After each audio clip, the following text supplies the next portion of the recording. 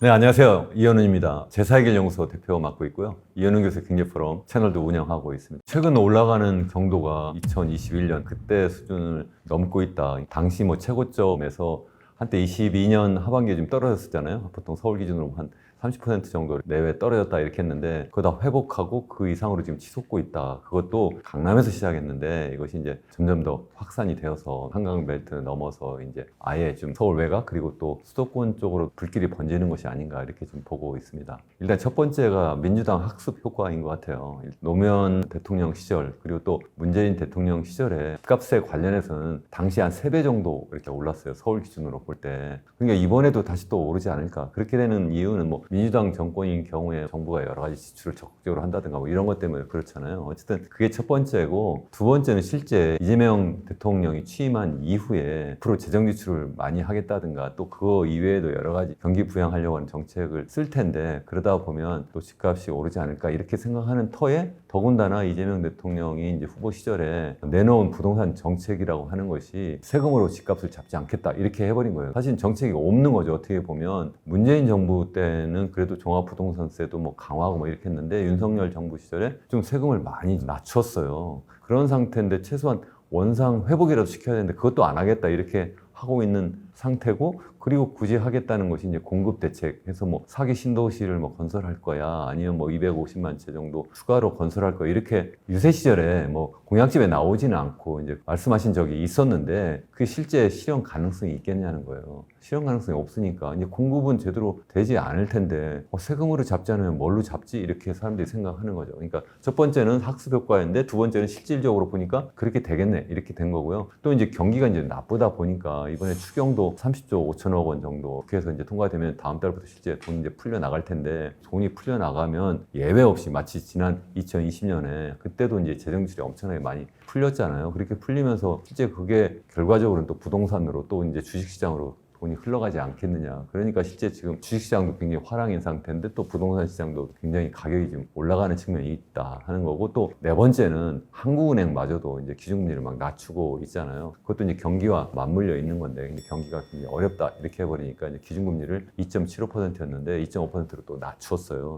이것이 끝나는 것이 아니라 또 앞으로도 계속 낮출 것 같다. 그러니까 올해도 한 2차례 정도 더 낮출 것 같고 내년에도 또 계속 낮추지 않겠느냐. 이러니까 결국 유동성이 재정 측면에서도 풀리고 통화 측면에서도 또 풀려 나갈 거라고 생각하니까 사람들이 그래 그러면 앞으로 집값이 오르겠구나 이렇게 생각하면서 특히 이제 서울에서 그동안 많이 규제에 묶여있던 지역, 또 사람들이 선호하는 지역에서 먼저 집값이 오르기 시작하고 그것이 이제 외곽으로 번져나가는 것이 아닌가 저는 그렇게 생각합니다. 제가 볼 때 DSR 때문에 이제 대출 총량이 약간 줄어들어요. 근데 2, 30억짜리 아파트를 사는데 거기에서 한 5천만 원 대출 총액이 줄어든다고 해서 별로 의미가 없어요. 사람들 그걸 많이 이야기를 하는데 저는 제가 4가지에서 거기 포함을 안 시켰잖아요. 굳이 이야기한다면 그것도 약간의 효과는 있지만 그렇다면 7월 이후에는 그러면 또 괜찮을 거냐. 제가 볼 때 현재 상황으로 간다면 계속 갈 수밖에 없을 거다 그렇게 봐요. 그러니까 그것은 아주 조그만 어떤 이유라고 할 수는 있겠지만 그것이 큰 그림에서 봤을 때는 비중을 크게 차지하지 않는다. 우리나라 부동산 크게 보면 이제 땅이 있고 이제 집이 있잖아요. 근데 땅도 문제지만 집이 더 저는 문제라고 생각을 해요. 이제 주로 이제 외국인들이 사는 아파트는 주로 이제 서울 수도권이고 그것도 주로 이제 외곽에서 중국인들이라든가 이런 분들이 사는 지역이잖아요. 그렇게 이제 주로 아파트를 매입하고 또 아니면 연립주택이라든가 이런 것을 매입했는데 점점 최근에 봐서는 아주 서울 강남권 아니면 마용성 지역 이런 쪽도 이제 외국인들이 많이 사고 있고, 실제 그 외국인들이라고 하는 것이 중국인들이 절대 다수예요. 그래서 중국인들이 한 65% 정도 되거든요. 그러니까 중국인들이 굉장히 적극적으로 많이 사고 있다. 실제 그 비중이 점점 더 늘어나고 있는 것이 큰 문제다. 쇼핑하는 것처럼 화장품도 사고 옷도 사고 이렇게 하는데 아파트도 그냥 쉽게 쇼핑을 해버리면 이게 말이 되느냐는 거죠. 그렇게 하면 안 된다. 우리는 중국에 가가지고 할 수 있어요. 그렇게 못해요. 최소한 거기서 실제 일을 하면서 3년 이상 거주한다든가 이런 조건도 있을 뿐만 아니라 그것도 사더라도 그것이 실제 나의 소유도 아니에요. 이제 소유권은 기본적으로 이제 국가가 갖고 있기 때문에 어느 정도 실질적으로 소유권이 있는 거나 마찬가지라고 하지만 그렇다고 해서 우리가 관광 가서 살 수 있는 것이 아니잖아요. 그러니까 이게 기본적으로 상호 비슷한 정도의 그런 정책을 같이 하고 있으면 모르는데 그것이 아니다. 우리가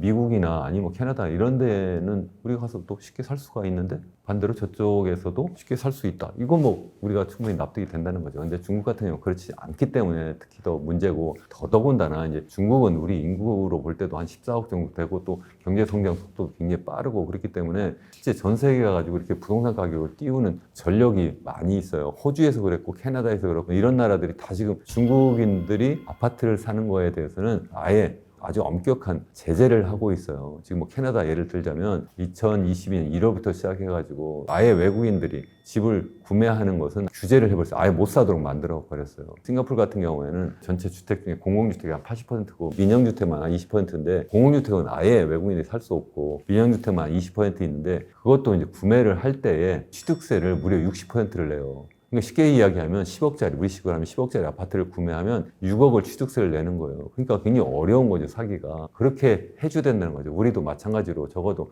완전히 원천적으로 못 사게 하기가 힘들다면 취득세를 굉장히 높게 부과를 해야 되고, 또 보유세도 이제 재산세도 외국인들에 대해서 높게 부과하는 것이 맞지 않느냐. 그 사람들이 와서 세금도 안 내는데 왜 집값이 오르고 그 지역이 살기 좋은 주거 단지가 되겠어요? 우리 국민들이 세금을 거기다 넣어가지고 인프라를 넣어서 그렇거든. 근데 그걸 갖다가 그냥 외국인들 들어가서 투기할 수 있는 대상으로 만들어버리면 되겠느냐. 그렇게 돼버리면 그 사람들이 투기 이익을 얻을 뿐만 아니라 그것 때문에 집값이 더 올라가서 결국 우리 미래 세대, 젊은 세대들이 거기 들어가서 살 수 있는 집이 없어지는 거예요. 점점 집값이 올라가고, 나중에 보니까 뭐 신문 보도에도 많이 나오잖아요. 우리 집주인이 보니까 중국인? 뭐 이런 것도 많잖아요. 그래서 어떻게 그냥 내버려 둘 수가 있겠느냐는 거예요. 그리고 일본으로 지금 많이 갔어요. 일본도 지금 거의 무방비 상태예요. 그래서 일본 최근에 집값이 많이 오른다 이런 보도를 많이 봤을 텐데, 굉장히 중요한 이유가 중국인들이 가서 거기서 실제 집을 많이 구매하면서 그렇게 됐거든요. 중국에서도 지금 2021년부터 제가 집값을 계속 이제 하향 안정화시키는 그 정책으로 바꿨어요. 그러니까 어디에 돈을 넣어가지고 재산 증식할 때가 마땅치 않으니까 지금 외국으로 자꾸 나가려고 하는데, 제일 만만한 게 지금 한국이에요. 가깝잖아요. 또 쉽게 와가지고 관리하기도 얼마나 좋아요. 이것을 어떻게 그냥 둘 수가 있냐는 거예요. 지난 정부 때도 정말 문제고 지금 정부 때도 이걸 정말 막지 않으면 정말 안 된다.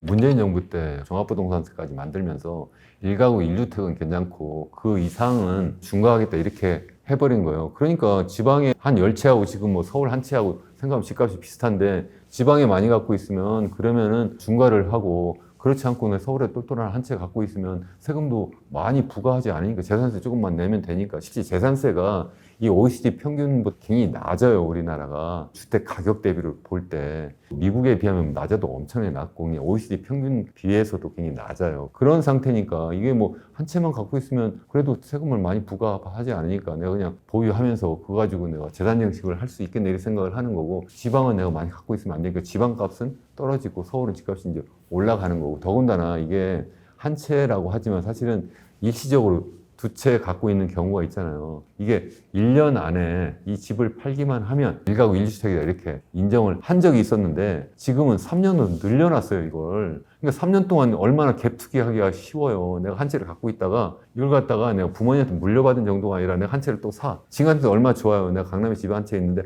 보니까 옆집에 내가 하나 더 사자. 이게 앞으로 집값이 더 올라갈 거니까 2, 3년 동안 갖고 있다 그때 팔면 되지. 이렇게 해버리면 결국은 또 갭투기가 계속 되는 거예요. 그러니까 이게 갭투기를 할 수 있는 그런 요인을 만들었다. 첫 번째는 종합부동산 세제가 총량으로, 총액으로 계산하지 않고 그냥 1가구 1주택은 그냥 예외로 한다.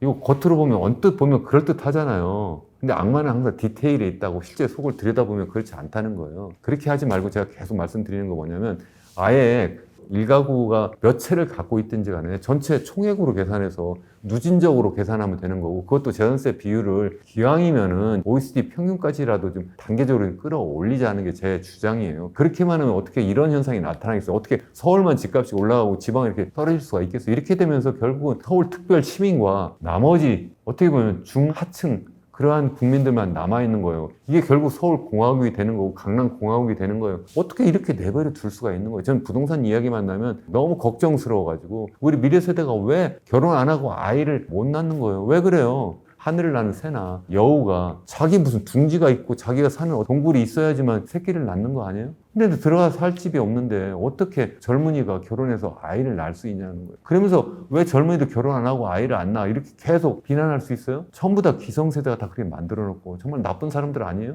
나까지 포함해서. 그래서 내가 지금 이렇게 이야기하는 거예요. 난 평생 우리 젊은이들을 가르쳐 왔고 지금도 가르치고 있는데 어떻게 이렇게 내버려 둘 수가 있냐는 거예요. 너무 정말 안 됐어요. 내 세대는 그래도 살만했어요. 미래의 꿈과 희망이 있었어. 지금 젊은 세대 보면 무슨 미래의 꿈과 희망이 있어요? 내가 볼 때는 없어요. 나 같아도 내가 지금 젊은 세대면 나도 결혼 안 하고 아예 안 가질 것 같아요. 어떻게 이걸 그냥 내버려 두냐는 거야. 근데 지금 서울 집값을 전반적으로 다 올리고 있고 이것이 또 이제 수도권 전역으로도 또 올릴 수 있고 그러면 결국은 좀 전에 말씀드린 것처럼 젊은이들의 주거 사다리가 끊어질 뿐만 아니라 아예 주거 사다리를 불태우는 게 아닌가. 지금 서울 지난해 통계로 보면 평균적인 소득 대비 방 3개짜리 아파트 가격이 한 26배라고 했어요. 뉴욕 같은 경우는 13배밖에 되지 않아요. 그러니까 소득 대비로 훨씬 더 비싼 거예요. 그냥 단순하게 비교하면 뭐 서울 강남이나 뉴욕 맨하탄이나 이제 다 국제 도시고 다 잘 사는 사람들 사니까 값이 비슷해도 돼. 사실 값이 비슷해요, 지금. 그런데 거기는 우리나라보다 소득이 2.5배가 가까이 높아요. 그걸 소득으로 나눠줘야지. 그러니까 소득 대비 우리나라는 너무 비싸다는 거고 또 한편으로 또 이런 말씀도 하세요. 아, 서울은 국제도시일 뿐만 아니라 잘 사는 사람들이 많으니까 당연히 집값이 오르는 거야. 좀 젊은이들 그리고 또 그렇게 돈이 많지 않은 분들은 좀 지방에서도 살면 되지. 지방은 집값이 떨어지는데 왜 자꾸 서울로 몰려와가지고 살려냐. 이렇게 이야기를 하는 분도 계세요. 이런 경우에는 정말 너무 가슴이 아파요. 아니 서울에 일자리가 다 있으니까 젊은이들이 어쩔 수 없이 서울로 몰려오는 거잖아요. 일자리를 그럼 지방으로 주든지 그것도 아니면서 그러니까 어쩔 수 없이 서울로 지금 왔는데 서울에 와보니까 집값은 엄청나게 올라가지고 살 데가 없으니까 그러니까 어떻게 해요? 지방에서 올라온 사람들 결국은 시외곽 아니면 좀 멀리 변두리 떨어져 가서 살거나 아니면 서울에 와서 살더라도 연립주택 그것도 반지하 이런 데서 살 수밖에 없잖아요. 젊은이들은 다 그렇게 만들어 놓고 기성세대 그리고 이미 퇴직하신 분들도 다 어떻게 보면 서울에 아주 강남 요충지에 살고 계세요. 그런 분들은 이미 은퇴하셨으니까 지금 어떻게 보면 그분들이 지방으로 가시거나 아니면 시외곽 교외로 가셔서 여유 있게 사셔야 되는데 거꾸로 하고 계세요. 왜? 제가 좀 전에 말씀드린 것처럼 이분들이 거기에 사시면서 1가구 1주택이니까 별로 보유세 부담이 없고 더군다나 양도세는 반대로 우리나라는 너무 높아요. 이게 OECD 평균보다도 한 3배 이상 높아요. 그러니까 이분들이 또 이거 막상 팔면 양도세 잔뜩 내고 그래서 새로운 집을 구하려니까 이거 너무 억울하네. 이렇게 돼버리는 거. 또 앞으로 또 집값 더 올라갈 것 같으네. 지금 여러 가지 정황상. 그러니까 거기 그냥 계신 거예요. 굳이 거기 안 살아도 되는데. 물론 거기 사는 걸 더 좋아하는 분도 계시겠지. 거기 뭐 친구도 있고 병원도 가깝고 뭐 쇼핑하기도 좋고 뭐 이렇게 이야기할 수도 있는데 내 나이쯤 되면 나는 서울에 사는 게 별로 안 좋아요. 약간 교외로 가는 게 더 좋다고 생각해요. 나도 서울에 살다가 얼마 전에 교외로 나갔어요. 거기서 즐겁게 행복하게 살아요. 그렇게 살면서도 사실 지금 그냥 서울로 출퇴근해요. 어렵지도 않아요. 여기까지 들어오는데 제가 사는 데에서 예를 들어서 뭐 자주 이용하는 병원, 대한민국에서 제일 좋은 병원, 서울 아산병원 30분이면 가요. 쇼핑센터도 한 15분, 20분이면 다 가는데 그 정도도 못하겠다. 거기 가니까 더 건강해서 사실 병원 갈 일도 없어요. 예를 들어서 지금 나이 드신 분들은 시외곽으로 좀 이동하시고 그건 서울뿐만 아니라 다른 대도시도 마찬가지고요. 젊은이들이 좀 중심으로 들어와 살 수 있도록 이렇게 좀 만들어줘야 되는 거죠. 우리가 주택 가격의 양극화 문제가 이게 소득에서도 문제지만 그 소득이 결국은 기성세대와 젊은 세대 간의 소득이기도 하고 그러니까 젊은이들이 좀 모여 살 수 있는 그러한 도시를 좀 만들어줘야 되는데 지금 상황으로는 나이 많으신 분들 더군다나 또 외국인들이 들어와 살게 하고 정말 우리나라의 미래 세대 우리를 먹여 살릴 젊은 세대는 전부 다 외곽으로 밀려나니까 이게 보통 문제가 아니냐는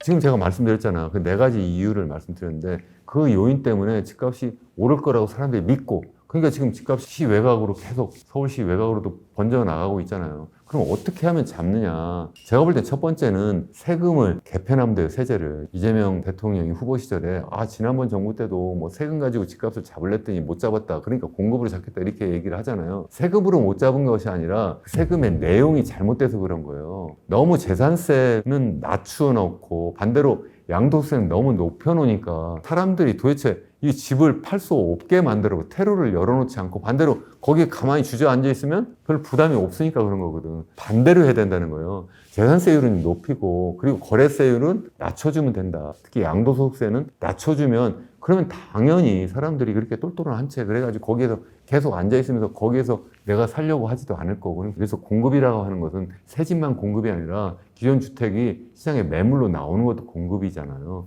그 공급이 자꾸 늘어날 거다. 그래서 이걸 해야 되는데 이건 좀 시간이 걸릴 거라고 생각을 해요. 당장 해야 될 게 뭐냐면 두 번째로 여러 가지 이제 정부에서 정책 자금 대출이라는 걸 했어요. 특히 지난번 정부 때, 윤석열 정부 때 집값이 좀 떨어질만 하니까 수요를 끌어올리려고. 내버려두면 집값이 더 많이 떨어졌을 텐데 2022년 중반 이후에 그때 막 집값이 특히 많이 떨어져 부동산 PF 문제 나고 뭐 둔촌 주공 사태 이런 거 기억하시는지 모르겠는데 둔촌 주공 일병 살리기를 한 거예요. 그래가지고 2023년부터 시작해가지고 특례 대출이라고 하는 것을 엄청나게 풀었어요. 2023년에 푼 이름이 뭐냐면 특례 보금자리론. 그리고 2024년은 신생아 특례 대출. 그 이름은 그럴듯해요. 그러니까 뭐 젊은이들에게 특히 아이를 낳는 사람들에게 우선적으로 싸게 집을 살 수 있도록 대출할 때 실제 시중 부동산 담보대출 금리보다도 한 1%나 1.5%포인트 낮게 해주겠다. 그 차익은 정부가 다 대주겠다. 이렇게 한 거예요. 그러니까 젊은이들이 그 집을 살 수 있도록 자꾸 이제 수요를 만들어 준 거죠.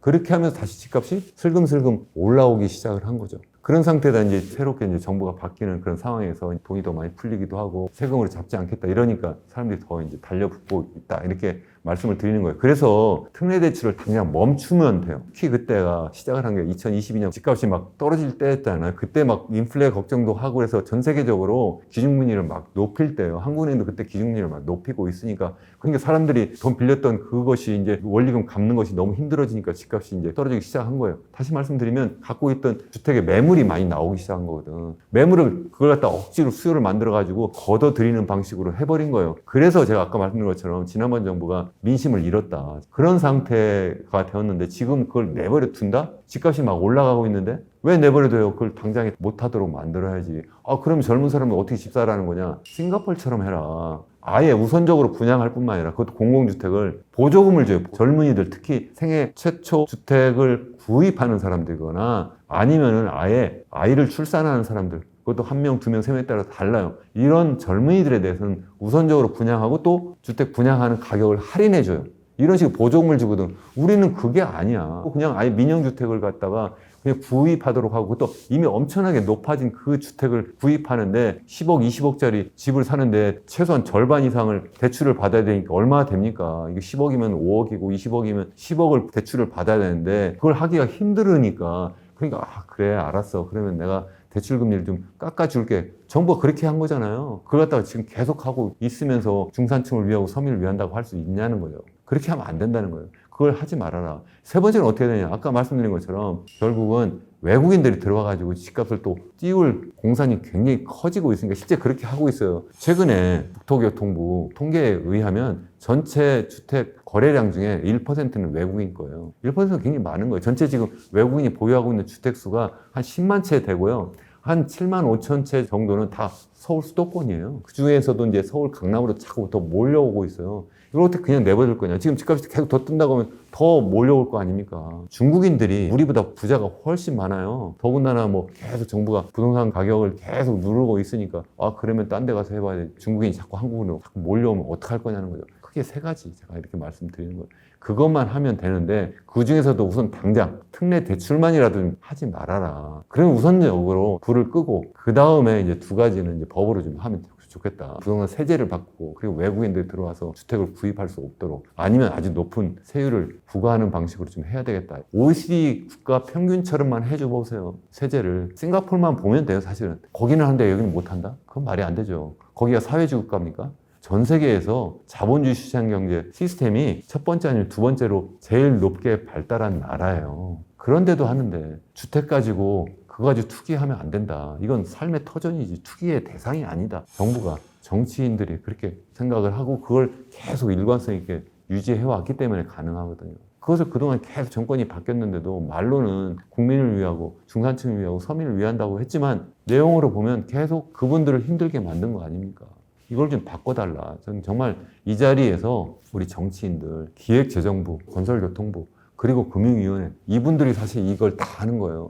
이분들 제발 좀 그분들이 다 여론 주도층이야. 거기 언론인도 마찬가지고 그 교수들이라든가 의사라든가 아니면 판검사라든가 그분들 어디 사나 보세요. 그분들 계속 그렇게 하면서 집값이 계속 올라가면 좋겠습니까? 우리나라 그래서 곤두박질 쳐가지고 그냥 일본의 잃어버린 30년보다 더 험한 길을 가도록 내버려 둘 겁니까? 우리 젊은이들 계속 이렇게 해가지고 정말 지옥에 정말 구렁텅이로 우리가 집어넣어야 되는 거냐는 거죠. 공급 확대를 하면 당연히 집값이 안정될 수도 있겠죠. 문제는 재임 기간은 5년인데 3기 신도시도 지금 제대로 못하고 있는데 4기 신도시가 가능하겠냐는 거고 어떻게 250만 채를 지겠느냐. 그것도 더군다나 민영주택 가지고 하겠다는 건데 공공주택을 많이 해야 된다. 민영주택은 그러면 어떻게 합니까? 민영아파트는. 이것도 결국은 민간 업자들이 시행사라든가 아니면 건설사들이 택지가 어디 있어요? 재건축하는 거라든가 아니면 나머지 다 LH 이런 데에서 분양한 거예요. 토지를 거기서 개발해가지고. 그럼 LH가 하는 게 뭐예요? 토지를 개발하면 자기들이 정말 공공주택을 많이 저렴하게 공급하면 되는데 이 땅을 자기들이 개발해가지고 비싼 값에 최고가로 경매해가지고 민간업자한테 넘기니까 일단 토지값이 비싸니까 그러니까 집값이 전부 다 비싸지는 거예요. 그래서 뭐 건축비가 많이 올라서 뭐 서울 집값이 막 오른다 이렇게 이야기하는데 건설비가 정말 올랐습니까? 건축비가? 아니에요. 그게 아니라 땅값이 그동안 서울을 계속 높여놨는데 땅이 가만히 있는데 어떻게 계속 올라가요? 정책 때문에 그렇게 올라간 거거든. 일부에서는 그래도 뭐 철근값이 올라가고 뭐 시멘트값 올라갔다. 아니 그러면 왜 지방은 왜 시멘트값하고 철근값은 거기는 안 올라가나요? 거기는 어떻게 집값이 떨어지고 왜 서울만 올라가나요? 말이 안 되잖아요. 그러니까 이게 결국 땅값의 문제인데 그 땅값을 누가 올렸냐? 제가 볼 때 LH가 올린 거예요. 싱가포르 같은 경우에는 우리나라 LH 같은 데서 거기에서 토지 개발하고 실질적으로 다 건축해서 그걸 갖다 싸게 공급하는 거예요. 국민들을 위해서. 왜 그걸 우리가 못해요? 그리고 실제 뭐 많이 져도 또 하나 문제가 뭐냐면 세제를 바꾸는 문제, 여러 가지 정책 대출을 없애는 문제, 그리고 외국인 투자를 갖다가 그냥 내버려 두지 않고 이제 없애는 문제. 이것을 하지 않으면 서울에 그린벨트까지 다 풀어가 있고 막 졌어요. 그 집값이 그럼 떨어질 것 같아요? 난 아니라고 생각을 해요. 또 올라가요. 왜? 수요를 계속 띄우는 정책을 계속 쓰는데 그것도 그럼 또 지방에서 또 계속 올라오는데 외국에서도 계속 오는데 어떻게 떨어져요? 빈집이 있어도 안 떨어져요. 중국에 아직도 1억 채의 빈집이 있다는 거야. 그게 2021년이에요. 그때까지 집값은 막 계속 올랐어요. 빈집이 있어도 공급이 막 넘쳐나도 올랐어요. 거긴 재산세가 없으니까 더더군다나. 그러다가 나중에 정부가 이제 대출을 조인 거예요. 그러면서 그 집값이 잡히기 시작했거든. 그러면서 중국 경제가 굉장히 힘들어요. 그럼에도 불구하고 계속 그러는 거야. 그러니까 어떻게 해요? 그 부동산으로 몰렸던 그 돈이 어디로 갑니까? 미래 산업으로 가가지고 거기에서 정말 설비 투자하고 거기에서 기술 투자해가지고 미국하고 패권 경쟁을 하는 거잖아요. 우리는 계속 시멘트에다가 해서 돈을 갖다 꼬라 박으면 그럼 집값이 올라서 거기 사는 사람은 좋을지 모르지만 그게 수출을 하는 거예요. 아니면 우리나라의 미래 먹거리를 만드는 거예요. 서울과 지방 간의 집값의 양극화는 뭐 세종시나 아니면 부산하고만 이야기할 것이 아니라 전국으로 사실 생각을 해야 되잖아요. 전국적으로 보면 특히 이 완전히 시군 지역은 그야말로 빈집이 넘쳐나고 있고 거기 노인들밖에 살지 않고 그래가지고 거기를 갖다가 다 그렇게 내버려 둘 거냐는 거예요. 서울 공화국으로 계속 살아남을 거냐. 부동산 세제만 바꾸면 된다. 1가구 2주택이라고 해서 그냥 세금 없어. 이렇게 하지 말고 한 채가 됐든 두 채가 됐든 세 채가 됐든 그것을 갖다가 내버려 두고 총액으로 얼마냐 이렇게 하면 사람들이 지방에도 내가 그러면 주말주택을 하나 가지고 있을 수도 있고 아니면 지방에 사시는 분들이 굳이 뭐 서울로 올라오려고도 안 할 거 아닙니까? 지금은 뭐 지방에 갖고 있으면 내가 계속 손해보고 서울에 집 한 채 갖고 있으면 더 좋으니까 지방에 있는 집까지 팔아가지고 서울로 올라오는 거잖아요. 답이 다 나와 있어요. 저뿐만 아니라 우리 일반 국민들도 다 알아요. 다 그렇게 하자고 그래. 보유세, 재산세 높이고 거래세, 양도세 좀 낮춰줘라. 물론 일부 반대하는 분 계세요. 그분들이 제가 볼 때 집을 요충지 갖고 계신 분들이라고 생각을 하는데 두 번째는 그 특례대출, 여러 가지 정책대출 하지 마라. 전세대출도 문제라고 많이 이야기. 그것도 결국은 정책대출이에요. 그러다가 막 그냥 무조건적으로 막 100%다 대출해주고 그것도 부족해가지고 어떡하냐면 전세대출에 대해서 사고가 나면 다 보증을 해버려요. 그러니까 집값이 계속 올라가는 중요한 원인 중에 하나예요. 그 돈이 다 누구 돈이에요? 우리 국민 세금이에요, 다. 단순하게 그냥 뭐 세종시로 관공서 옮기고 뭐 국회 옮기고 그리고 또 뭐 부산으로 해수부 옮기고 그거 가지고 되는 문제가 아니라는 거예요. 거기 집값이 좀 올라갔다고 하면 그러면 그게 양극화 해소가 된 겁니까? 아니죠. 그럼 나머지 지역은 또 뭐가 되는 거예요? 제가 볼 때는 경제 원리, 시장 원리로는 집값이 하향 안정화될 수밖에 없다. 근데 현재 하는 여러 가지 정부의 정책으로 봤을 때는 집값이 올라갈 수밖에 없다. 그러니까 왜 시장 원리로는 떨어질 거라고 생각하느냐. 모든 게 다 똑같아요. 부동산이라고 뭐 특별한 상품이 아니잖아요. 그럼 수요가 어떻게 될 거냐? 공급이 어떻게 될 거냐잖아요. 그 수요라고 하는 것이 뭐예요? 결국은 사람이 들어와 사는 거니까 사람 숫자가 늘면 더 집값이 올라가겠죠. 그리고 또 사람들이 똑같은 숫자라고 해도 사람들의 소득 수준이 높아지면 그럼 또 집에 대한 수요가 더 늘어날 거 아닙니까? 더 큰 집, 더 좋은 집 하니까 새 집도 더 많이 찾을 거고 또 올라갈 거고 그것도 아니라면 또 사람들이 자기 돈 가지고만 사지 않으니까 이 돈을 빌리니까 이자율이 어떻게 되느냐 이런 거잖아요. 그럼 하나하나 따져보면 우리나라의 인구가 1960년대만 해도 한 2,500만이었어요. 지금 5,100만이 넘잖아요. 한 그동안 2배 이상 늘었어요. 근데 최근에는 어떻게 돼요? 줄어들어요. 2022년을 크로 해서 지금 줄어들고 있고 그것은 서울도 마찬가지예요. 특히 젊은 사람들, 정말 집을 수요하는 사람들 15세부터 64세까지 생산 연령 인구라고 하는데 그 인구는 매년 30만 명씩 감소하고 있어요. 전체 인구는 한 12만 명 감소하고 있는데 그게 더 빠를 거예요. 서울도 마찬가지, 수도권도 마찬가지예요. 근데 가구 수로 봐도 서울도 계속 줄어들고 있어요. 근데 집값이 더 올라간다? 지난해도 그렇고 지금도 계속 가구 수는 줄어들어요. 인구도 줄어들어요. 근데 집이 줄어들었나요? 공급이 부족한 거예요? 집이 아무리 늘어나도 지금 같은 수요 견인 정책을 계속 쓰면 집값은 계속 올라갈 수밖에 없을 거다. 결국은 일단 인구적 요인으로 보면 집값이 올라갈 수 없다? 두 번째 소득 요인으로도 우리나라의 잠재 GDP 성장률이 70년대만 해도 두 자릿수였어요. 지금 계속 떨어져가지고 올해 2.0 밑으로 떨어졌어요. 한 1.8이라고 지금 KDI나 한국은행이 이야기를 하고 있어요. 매년 0.1%포인트씩 계속 감소해가지고 2030년대 중반 정도 가면 0%대로 간다고 하고 있고 2040년대 중반으로 가면 0% 밑으로 떨어진다. 그러니까 마이너스로 간다는 이야기예요. 그것도 우리가 잘할 때 생산성을 그래도 열심히 높여갈 때 그렇다는 거예요. 그렇게 못할 것 같아요. 다 지금 부동산 돈이 가는데 그게 가능하겠느냐. 그러니까 결국은 금리인데 금리 계속 떨어질 거잖아 이렇게 말씀하시는 분도 계실 수 있지만 예전처럼 0.5%까지 기준금리 안 떨어진다니까요. 아니 다른 나라가 안 떨어지는데 우리만 주구장창 떨어뜨릴 수가 있어요? 지금 연준은 기준금리 계속 못 떨어뜨리고 있잖아요. 트럼프발 관세 전쟁 때문에 인플레이션 걱정을 하면서 경기가 좀 나빠져도 쉽게 낮출 수 없다. 소위 스태그플레이션 가능성이 있기 때문에 그래서 계속 지금 못 낮추고 있잖아요. 그런 상태인데 우리만 계속 주구장창 낮출 수가 있을까? 그것도 아니다. 결국 수요 쪽에서는 계속 가능하다. 공급 쪽 생각해보면 공급을 생각해보면 신축은 많이 줄어들었어요. 왜 줄었겠어요? 부동산 건설 업체들이 아니 시행사들이 볼 때 앞으로 경기가 좋을 것 같지도 않으니까 사실 못 진 거잖아요. 안 진 거잖아요. 그 좋을 거라고 생각하면 빚내서라도 더 짓지. 안 좋을 건데 그런 건데 그러면 남은 게 뭐예요? 기존 주택의 공급이잖아요. 매물. 그것도 얼마 전까지만 해도요. 한 9만 채 있어서 서울만 해도. 그게 최근에 지금 서울 집값이 올라가면서 그게 확 줄어들어 거의 지금 막 9만 채가 아니라 한 6, 7만 채로 줄어드는 걸로 알고 있는데 정부가 시장에서 볼 때 집값이 떨어지고 있는데 그러니까 갑자기 경기가 더 어렵다 이렇게 돼버리니까 이걸 끌어올리려고 해서 정책 대출을 막 하고 그것도 부족해가지고 30년 만기를 갖다가 40년 만기, 50년 만기 막 만들어주고 그것도 부족하니까 여러 가지 세금을 갖다가 계속 또 낮춰주고 계속 그런 거 아닙니까? 이번에도 그럼 어떻게 될 거냐? 이 정책 요인이 어떻게 되느냐에 따라 달라질 거다. 그러니까 저는 경제학자로서 이제 경제적 요인, 시장적 요인은 말씀을 드리는데 그러면 집값은 하향 안정화 될 수밖에 없다 이렇게 말씀드리는데 정책 요인은 이건 정치인들이 결정하는 거고 어쩌면 국민들이 이것을 좀 알아가지고 제발 좀 이렇게 하지 마라. 좀 정치인들에게 정부에게 좀 압력을 넣어야 되는데 여러 가지 신문들에서도 그렇고 방송에서도 그렇고 서울 집값이 막 불길이 막 엄청나게 막 번진다. 그러니까 지금 안 사면 큰일 나네요. 그러니까 사람들이 너도나도 더 덤비는 식으로 도리어 이렇게 부추기는 그런 방송만 하고 있거든. 이게 괜히 위기가 아닌데 위기라고 이렇게 막 위기팔이해가지고 돈 벌려고 하는 게 아니라 실제 그러니까 그 상태를 정확하게 좀 전달을 하고 그래서 정부에게 그리고 또 국민들에게 좀 경고도 하고 그래서 바른 방향으로 갈 수 있도록 이렇게 우리가 해야 되지 않겠느냐. 저는 정말 그렇게 생각합니다.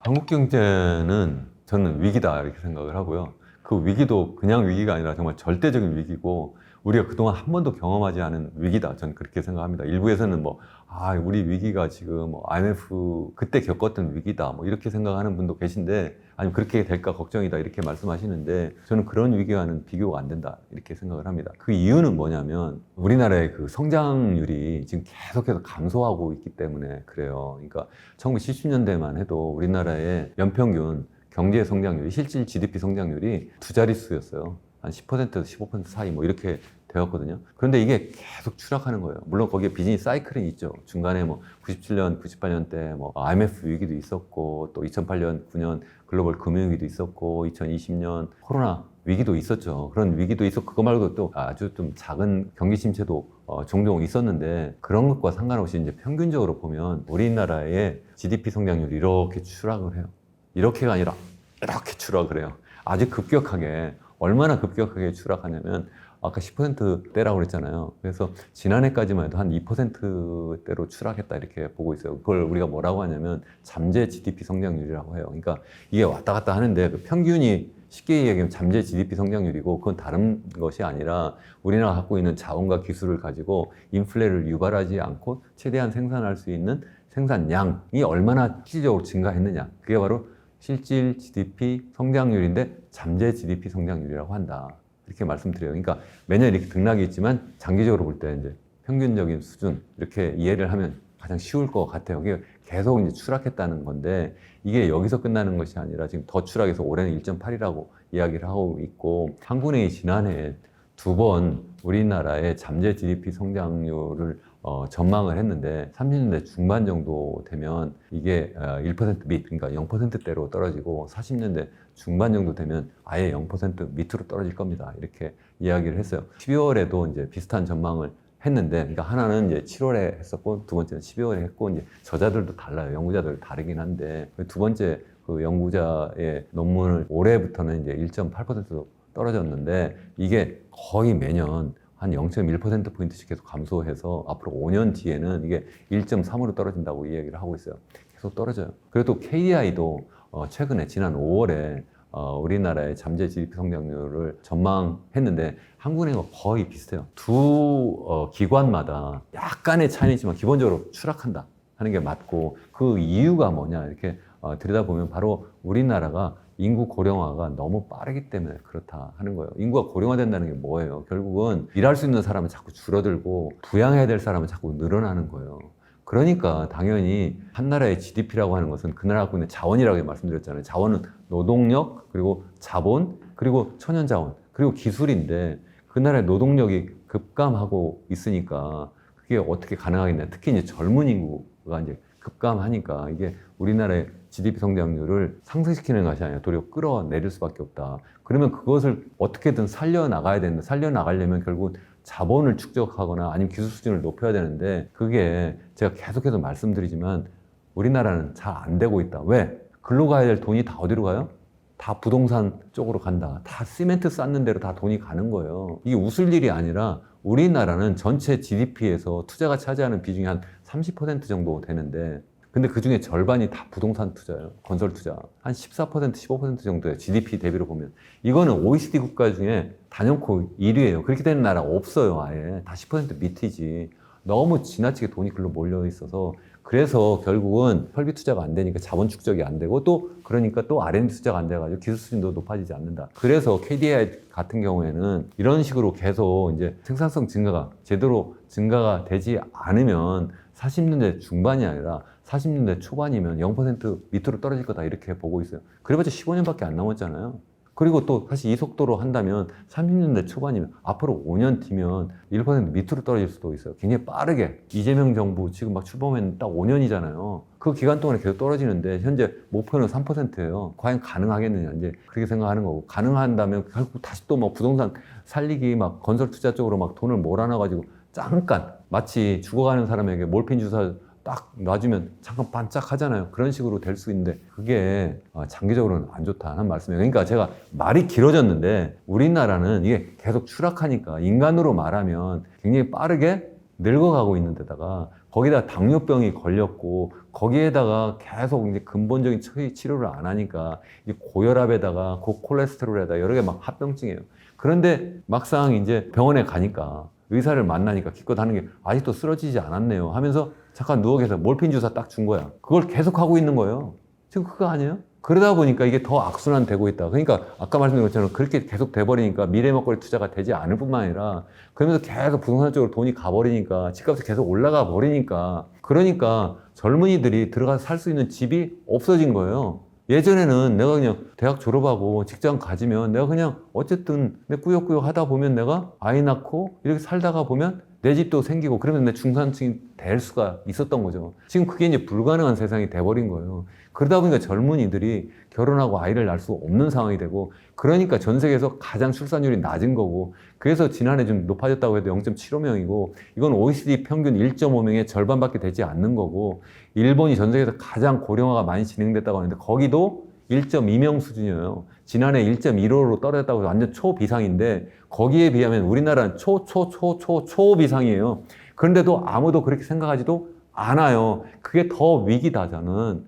그렇게 말씀드린 거, 그것 때문에 한국은행이나 KDI가 계속 전망하는 것처럼 결국 우리나라 인구 고령화가 정말 전 세계에서 가장 빠르게 진행되고 있고, 그래서 50년 정도 되면 우리나라의 고령 인구 비중이 일본보다 더 많을 거고, 그래서 우리나라가 정말 전 세계에서 가장 빠르게 추락하는 나라가 될 거다. 이게 어떻게 1997년, 98년에 IMF 외환 위기예요. 아니잖아요. 이거는 제가 볼 때는 약간 변형된 형태의 1990년에 발발했던 일본의 부동산 그리고 주식시장 버블 꺼지고 그러면서 시작했던 잃어버린 10년, 20년, 30년과 굉장히 비슷하다. 다만 일본은 그때 버블이 이제 갑자기 꺼졌고 우리나라는 지금 아직 버블이 안 꺼졌다. 그렇다고 해서 안 꺼졌으니까 앞으로도 안 꺼질 거냐? 그건 아니에요. 많은 분들이 그렇게 얘기하는 분도 계세요. 제가 이렇게 막 이야기를 하면 언제 꺼지냐? 정말 답답합니다. 지금 다 죽어가고 있는데 지금 아직 안 죽었네. 지금 마치 냄비 속에 지금 개구리가 들어가가지고 점점 뜨거워지는 물에 지금 삼겨져 죽고 있는데 아직 안 죽었는데 언제 죽냐? 그거 물어보는 거랑 똑같은 거예요, 지금. 일본조차도 90년에 주식시장 버블 꺼지고 91년에 부동산 버블이 꺼졌는데 90년 주식시장 버블 꺼지기 직전만 해도요, 정말 초호황했어요. 그 당시에 일본의 GDP가 미국의 GDP의 70% 정도 됐어요. 1인당 국민소득으로 따지면 거의 비슷한 수준이었어요. 당시 G2였어요. 초호황이야. 그래서 제가 계속 말씀드리지만 우리나라는 정말 위기다. 글로벌 금융위기 당시에 그때 2009년이죠. 경제성장률이 딱 0.8%였어요. 그때 위기라고 했잖아요. 왜 지금은 왜 위기가 아니야? 제가 볼 땐 그것도 낙관적인 전망이에요. 트럼프발 관세전쟁이 아직도 본격적으로 터지지도 않았어요. 우리나라한테는 아직도 오지도 않았어요. 아직도 수출 잘 되고 있잖아요. 그런데 어떻게 이게 계속 살아날 수 있겠냐? 지금 주식시장 뜨고 있고 부동산 시장 뜨니까 이게 뜬 겁니까? 그건 자산시장 가격이죠. 일본도 그랬다니까. 퇴근해가 옛날처럼 뭐 나가가지고 뭐 회식이나 아니면 술 마시고 노는 그런 분위기가 다 없었잖아요. 그러니까 결국 저녁 장사하는 분들 다 문 닫게 생길 수밖에 없는 거죠. 지금 잠깐 뭐 정부에서 뭐 지금 그분들을 위해서 뭐 지금 뭐 추경 편성하고 뭐 이렇게 했다고 하는데 잠깐 그것이 이제 그분들한테 좀 전에 말씀드린 것처럼 몰핀 주사 주는 것처럼 될 수는 있지만 근본적인 처방이 안 된다는 거고, 그럼에도 불구하고 또 많은 분들이 또 그렇게 얘기하는 분들도 계세요. 아니 지금 뭐 한번 공항 나가봐라, 뭐 사람들 뭐 지금 해외여행 나가고 뭐 그리고 또 명품 봐라, 지금 사람들 백화점 가봐라, 뭐 아니면 고급 음식점 가봐라, 거기는 뭐 사람들 며졌다. 당연히 그렇죠. 왜요? 양극화되었기 때문에. 우리나라는 정말 이거는 무슨 뭐 불평등 사회가 아니라요, 양극화 사회로 완전 바뀌어 버렸어요. 양극화를 뭘로 만들어내느냐? 부동산으로 만들어 버린 거예요. 서울에 내가 부동산 내 집을 갖고 있느냐, 아니면 강남 요충지에 내가 집을 갖고 있느냐 아니냐, 그거에 따라서 너무나 차이가 나요. 그러니까 우리가 소비를 할 때 처음에 예전에 우리 경제학 처음 시작할 때는 뭐라고 생각하냐면 그거는 내 소득의 함수다 이렇게 생각을 했어요. 소득이 많으면 내 소비도 많이 한다. 그런데 나중에 보니까 뭐 밀턴 프리드만 이런 분들이 나중에 항상 소득 가설이라는 것도 하고 뭐 나중에 여러 가지 뭐 이론이 나왔는데, 그 중에 하나 뭐냐, 자산이 너무 중요하다는 거예요. 자산. 내가 주식이나 아니면 내 부동산 갖고 있는데 그게 엄청나게 막 올라 버렸어요. 그러면 내가 소득이 없어도 자산 효과 때문에 내가 돈을 쓴다니까. 지금 그거 아니에요? 그 돈 쓰는 분들이 누군가 한번 보세요. 그분들이. 내가 지금 돈이 없는데, 집도 없는데 내가 혼자 그러면 내가 1년에 연봉이 내가 1억이에요. 그래도 내가 그거 가지고 내가 저축해가지고 집을 사야 되는데, 아니면 집을 사도 내가 엄청나게 내가 그걸 갖다가 레버리지를 일으켜서 내가 부동산 담보대출을 해가지고 내가 그래가지고 집을 샀어요. 그럼 내가 돈을 어떻게 그거 가지고 소비를 하겠어요? 근데도 뭐 집이 뭐 자고 나니까 억씩 올라가네? 그럼 또 그것 때문에 잠깐 쓸 수는 있겠지. 그렇지만 그런 분들이 몇 분이나 되세요. 이런 분도 계세요. 전체 주택 보급률이 53%라고. 50% 넘으니까, 그러니까 집값이 오르면 좋다고. 아니에요. 대부분 집을 갖고 있어도 지방에 갖고 있거나 아니면 수도권 외곽에 갖고 있거나 이런 분 집값이 올라가는 게 아니라 떨어지고 있고, 집값이 올라가도 좋아하지 않아요. 왜냐면 그분들도 또 더 좋은 집으로, 더 큰 집으로 옮겨가야 되니까. 근데 자꾸 더 많이 올라가는데 어떻게 좋을 수가 있어요? 정치인들도 그걸 아셔야 돼요. 똑같아, 양쪽 다. 정치인들 제가 많이 만나 보면 교수님 집값이 오르는 게 좋지 않냐. 아니죠. 전국을 한번 놓고 보세요. 어떻게 그렇습니까? 집값이 올라가면 좋다고 생각하는 분들 극히 소수고, 그분들이 정말 힘 있는 분들이고, 그분들이 우리나라의 여론 주도층이기 때문에 그런 이야기가 정말 언론에 도배가 돼요. 죄송한 말씀이지만 언론, 그리고 특히 뭐 경제지 이런 분들이 결국은 대주주가 누군가 한번 보세요. 여기까지만 말씀드릴게요. 이게 제가 볼 때는 다 파고들면 그게 바로 부동산이에요. 왜 그래요? 장기적으로 계속 경제 성장률이 추락하는 이유는 인구 고령화 때문에 그렇다고 했죠. 인구 고령화는 왜 나오냐? 우리나라의 초저출산율 때문에 그렇다. 그럼 초저출산율은 왜 나오냐? 우리나라 젊은이들이 결혼하고 아이를 낳을 수 없기 때문에 그렇다. 그럼 왜 젊은이들이 왜 결혼하고 아이를 낳을 수 없느냐? 그거는 그분들이 들어가 살 집이 없다. 하늘을 나는 새를 봐라. 아니면 저기 그 미물 동물들을 봐라. 걔들도 다 자기 둥지가 있어야 되고 자기 살 집이 있어야지만 새끼를 낳는데 젊은이들한테 어디 들어갈 살 집이 없는데 결혼하고 아이를 낳으라 할 수 있느냐는 거예요.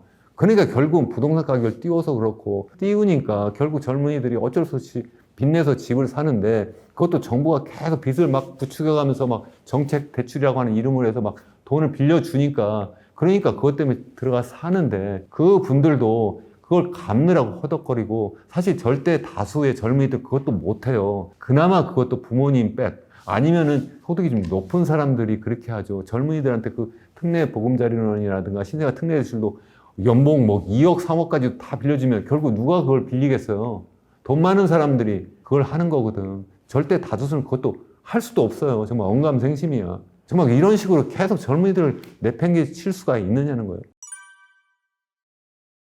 뭐 이미 언론에도 보도가 많이 되었고 뭐 제 채널에서도 제가 말씀을 드렸는데 지금 이제 추경을 1차, 2차 해가지고 이제 총 30조 5천억 본격적으로 이제 그 돈이 풀려 나갈 텐데 그 속을 보면 크게 두 가지예요. 하나는 경기 부양하는 것이 있고 아니면 민생 회복 이게 두 가지가 있고 경기 부양한다 해가지고 이제 하는 것이 뭐냐면 소비 쿠폰 푸는 거잖아요. 그래서 소비 쿠폰을 푸는 것이 한 10조 5천억 원인가 이렇게 되는 걸로 알고 있는데 그렇게 이제 돈을 주면 그것이 이제 소득 계층 마다 좀 다르잖아요. 그래서 돈을 일단 쓰면 그 돈이 막 돌게 되니까 경기 부양하는 효과가 있지 않겠느냐 이렇게 보는 건데 어느 정도 효과는 있을 거다 이렇게 봅니다. 다만 이게 단기적이고 제가 앞서 말씀드린 것처럼 약간 몰핀 주사와 비슷한 거예요. 그게 무슨 앞서 계속 말씀드리잖아요. 장기적으로 그게 우리나라의 경제 성장을 높이기 위해서는 우리나라의 인구가 젊어져야 되고 인구가 늘어나고 또 자본 투자가 계속 일어나야 되고 기술 수준을 높이는 그러한 R&D 투자가 돼야 되는데 그거와 상관이 있나요?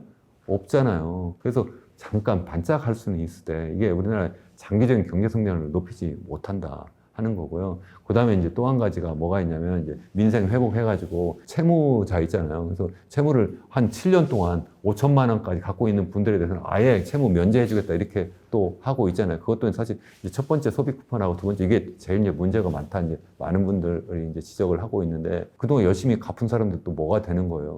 아 정말 그거 첫 번째보다 전 두 번째가 더 문제가 있다고 생각을 해요. 첫 번째는 그래도 좀 어느 정도 효과가 있다고 생각을 하는데 두 번째 같은 경우에는 아 그분들 어려운데 그러면 우리나라 그럼 사실 뭐 여러 가지 뭐 채무가 계속 이제 쌓이고 갚지 못하는 사람들에 대해서는 법적으로 이제 회생 절차가 있어요. 그걸 적극적으로 활용하는 방법을 쓰면 좋겠는데 이렇게 해가지고 그냥 아예 없는 걸로 딱 해줄게 이렇게 해버리면 아 이게 이걸로 끝나는 게 아니라 아 다음에 또 그러겠네 해서 다시 또 일단 다 채무 변제됐으니까 또 빌릴 거 아닙니까 그분들이 상습적으로 일부러 하지 않을 수도 있는데 또 빌리고 그러면 다시 또 채무 또 늘어나고 뭐 이렇게 계속 악순환 될 수도 있지 않을까 이제 그런 생각을 좀 해보고 기왕이면 이 돈이 풀리더라도 기왕이면 서울 중심에 공공주택을 많이 공급할 수 있도록 택지 개발을 더 적극적으로 많이 하겠다든가 그런 공공주택 건설을 좀 적극적으로 하는데 돈을 더 많이 넣겠다 이렇게 해버리면 그러면 주택 가격도 좀 안정화될 수도 있고 또 최근에 뭐 AI 투자를 많이 하겠다 이렇게 얘기하는데 그쪽으로 좀 미래 먹거리 투자하는 쪽으로 좀 돈이 많이 들어갈 수 있도록 이렇게 하면 그게 이제 장기적으로도 그게 이제 경기를 살리는 쪽으로 갈 수도 있거든요. 그러니까 단기적으로 경기 부양하면서 장기적으로도 경기를 살리는 쪽으로 이렇게 갈 수도 있었지 않을까 저는 이제 그런 생각을 합니다. 나라빛이 이제 정부 부채라고 하잖아요. 그래서 정부 부채 또는 국가 채무라고 하는데 이번에 이렇게 추경이 풀리면서 한 1,300조 정도 되는 걸로 현재 추계를 하고 있어요. 1,300조 정도면 얼마냐면 우리나라의 올해 명목 GDP가 한 2,600조 약간 더 될 거예요. 한 그 정도 된 게 명목 GDP라는 건 물가 상승분까지 포함하는 거예요. 실질 GDP가 아니라. 그러니까 딱 한 50% 약간 안 된다. 한 49% 정도 된다. 이렇게 정부는 보고 있는데 명목 GDP가 2,600조가 좀 안 될 수도 있어요. 경기가 워낙 나빠가지고. 근데 대충 된다고 치고 한 50% 정도 되지 않을까 이렇게 보고 있고 그 정도는 현재는 사실 그게 높은 수준은 아니에요. GDP 대비 정부 부채가 한 50% 정도면 OECD 국가를 많이 비교를 하잖아요. 우리가 OECD 국가 아니니까 OECD 회원국이니까. 근데 그 중에서도 미국이나 뭐 일본이나 이런 나라들 아니면 뭐 유로를 쓰는 나라들을 좀 제외하고 비기축통화 OECD 회원국 기준으로 보면 한 GDP 대비 한 50% 정도면 한 평균 정도 수준이에요. 그러니까 뭐 그 정도는 괜찮다. 근데 뭐 우리가 미국도 보니까 한 123% 되고 뭐 일본 한 250% 된다는데 우리도 그 정도 뭐 해도 되네 이렇게 말씀하시는 분도 계신다고 들으셨을 수 있는데 그건 말도 안 되는 이야기예요. 거기는 기축통화니까 당연히 이게 그 정도 막 쌓여도 충분히 버틸 여력도 있을 뿐만 아니라 실제 국가 신용 평가를 할 때 그걸 감안해서 보거든요. 근데 우리나라는 그 정도 되면 우리나라는 아예 이게 완전 투기 등급으로 떨어질 거라고 저는 생각을 해요. 근데 우리나라는 이제 문제가 뭐냐면 앞으로 굉장히 빠르게 정부 부채가 늘어날 수밖에 없는 구조예요. 그 이유가 뭐냐면 인구 고령화 때문에. 인구 고령화라는 게 뭐예요, 결국은? 나이 많으신 분들, 우리가 부양해야 될 분들은 자꾸 늘어나는데 정작 그분들을 부양해야 될 젊은 생산 연령 인구는 자꾸 줄어들어요. 제가 계속 그걸 말씀드려요. 노인 인구 계속 늘어나는데 생산 연령 인구는 매년 30만 명씩 줄어드는데 어떻게 부양을 할 거예요? 그러니까 결국은 세금 내는 사람은 줄고 반대로 지출해야 되고 그래서 사회보장을 해야 되는 그분들은 자꾸 늘어나니까 결국 어떻게 되겠어요? 당연히 조세 수입보다 재정 지출이 더 많으니까 적자가 자꾸 더 커질 수밖에 없다. 그런 문제가 있기 때문에 이게 이미 뭐 여러 가지 뭐 자료가 있어요. 그래서 우리나라의 정부 부채는 한 2040년 정도 되면 한 80% GDP 대비로 이렇게 높아질 것이고 그리고 한 50년 정도 되면 100%가 넘을 거다. 이렇게 현재 보고 있는데 이 정도 되면 우리나라는 초비상이다 이렇게 생각을 합니다. 코로나 때는 좀 풀만 했어요. 코로나 때는 갑작스럽게 외부적 충격이기 때문에 그러니까 사람들이 출근도 못하고 장사도 못하고 집에서 그냥 있어야 되잖아요. 그러니까 경제가 이제 쪼그라들고 그러니까 당연히 뭐 자영업자라든가 이런 분들 정말 힘들잖아요. 그러니까 당연히 그럴 때 돈을 풀어야 되죠. 그러면 지금은 그러니까 외부적 충격 때문에 그런 게 아니라 우리 내부적으로 너무나 잘못해서 그렇다고 제가 계속 말씀드리잖아요. 너무나 돈을 계속 부동산에다 그것도 시멘트 주도 경제인데 그걸 어떻게 끌어올렸어요? 다 빚내서 좋게 이야기해도 그냥 시멘트 주도 경제고 좀 더 나쁘게 이야기하면 부채 주도 경제를 계속 해온 거예요. 그렇기 때문에 그 잠재 GDP 성장이 계속 추락했고 그것 때문에 우리나라의 올해 경제 성장률도 이렇게 추락했고 내년에도 계속 추락하고 계속 더 할 거예요. 거기다가 이제 외부적으로 뭐 트럼프발 관세 전쟁이 이제 벌어지고 있는데 그거는 2020년 코로나 상황과 비교하면 외세 충격, 외부 충격이라고 할 수도 없는 거예요. 그 정도는 다 내부적인 요인 때문에. 그런데 그걸 갖다가 그냥 무조건적으로 돈을 막 풀어가지고 그거 가지고 근본적인 처방이 되지 않는다는 거예요. 그러니까 한번 생각을 해보세요. 경제라는 건 인간하고 똑같아요.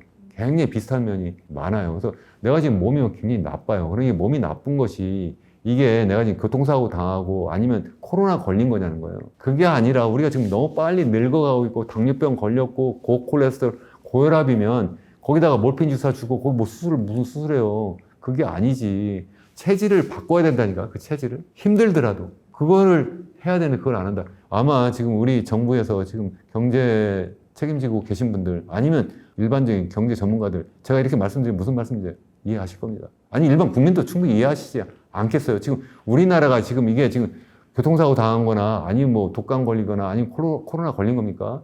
아니면 우리나라 지금 체질이 지금 급감하고 있는 겁니까? 어떤 거예요? 우리 계속 술 먹고 담배 먹고 막 개기고 운동도 안 하고 거기다가 막 그러면서 계속 이렇게 지내면 우리가 뭐가 되겠냐는 거예요. 그러니까 단기적으로 제가 이걸 아예 하지 말아라 그런 뜻은 아니에요. 단기적으로 어쨌든 적어도 한 번 정도 이렇게 추경 편성을 해가지고 좀 몰핀 주사 할 수도 있어요.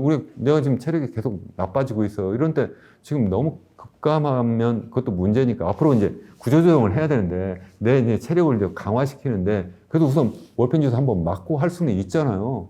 그 정도라고 생각하면 좋겠다. 저는 그렇게 생각을 하고 그때는 지금부터 이제 구조조정을 강하게 해야 된다. 그럼 어떻게 되느냐? 다시 한번 말씀드리지만 우리가 부채 주도 아니면 시멘트 주도 성장을 빨리 벗어나야 된다. 그럼 어떻게 해야 되는데 중국 좀 봐라 중국. 내 중국 찬양하는 사람이 아니에요. 내 중국을 많이 비판하는 사람인데 거기는 사회주의 국가고 일당 독재 국가잖아요. 그럼에도 불구하고 거기는 2021년부터 시작해가지고 정부가 나서서 부동산 거품 빼가지고 그래가지고 어떻게 해요? 다 미래 먹거리 투자로 다 옮겨가고 있잖아요. 그걸 왜 우리는 못하냐는 거예요. 그게 바로 제대로 된 구조조정이라는 거예요. 그걸 하자는 거예요, 저는. 그러면 사람들이 힘들어하죠. 지금 중국도 힘들죠. 쉽게 하는 거는 뭐예요? 몰핀 주사 주고 그래서 부동산 경기 띄워가지고 건설 경기 띄우고 그러니까 고용도 늘어나는 것 같고 뭐 이렇게 하는 거예요. 그건 아니다. 예를 들어서 이런 거예요. 더 쉽게 하는 방법은 뭐냐면 고용 막 늘린다는 거 있잖아요. 이건 제가 여기 오느라고 제가 지하철 타고 왔는데 지난번 정부 때는 이렇게 보면 연세 드신 분들이 뭐 지하철 계단이나 아니면 그 플랫폼에 한 분 정도 서 계세요. 근데 오늘은 보니까 두세 명씩 사방에 서 있더라고. 그러니까 고용이 늘어난 것 같죠?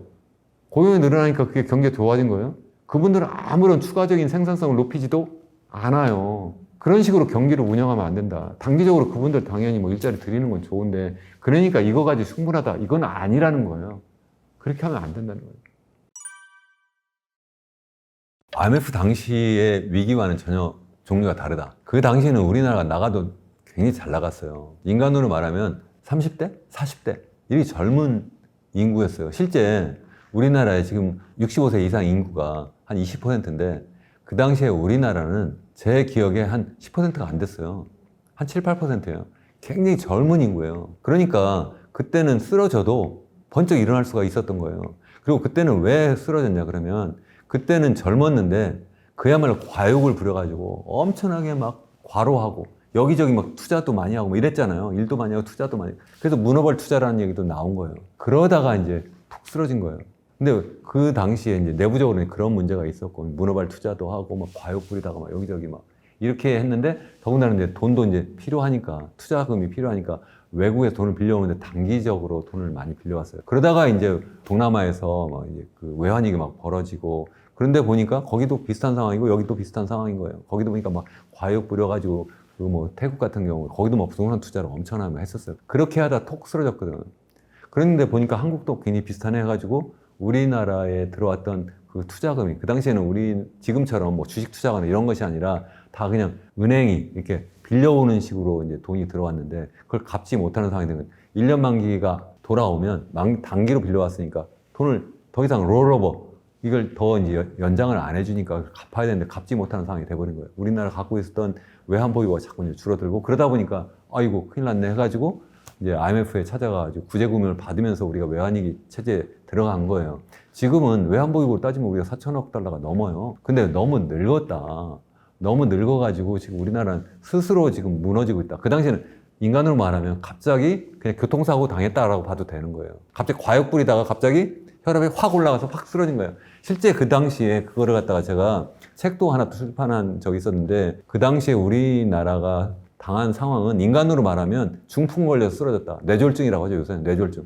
뇌졸중 걸려가지고 갑자기 푹 쓰러진 거예요. 젊었는데 내가 과욕 부리다가 너무 일 많이 하고 술도 많이 먹고 이러다 보니까 막 혈압이 팍 터진 거예요. 그래서 쓰러졌어요. 그건 내가 그냥 수술을 딱 받아가지고 그냥 깨어난 거예요.